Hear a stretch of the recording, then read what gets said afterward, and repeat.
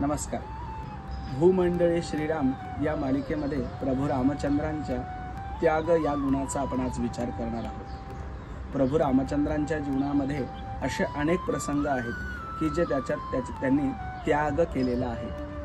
मग त्यांचं राजसिंहासनाचा त्याग असो किंवा उत्तर आयुष्यामध्ये सीतेचा त्याग असो, म्हणजेच काय तर समाजासाठी, राष्ट्रासाठी निस्वार्थ पद्धतीने प्रभू रामचंद्रांनी आपल्या आयुष्यामध्ये त्याग केलेला आहे आणि त्यामुळेच रामराज्य हे समृद्ध झालेलं आहे.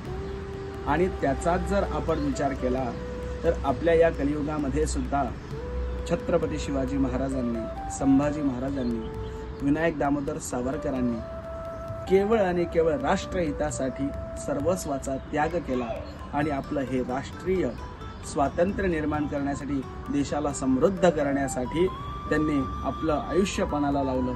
म्हणजेच काय तर प्रभू रामचंद्रांचा त्याग हा जर गुण अंगीकारला तर जीवनामध्ये आपण समृद्ध होऊ शकतो. आणि रामनवमीच्या या पूर्वसंध्येला आपल्याला जर समृद्ध व्हायचं असेल तर प्रभू रामचंद्रांचा त्याग या गुणाचा विचार नक्कीच करायला हवा.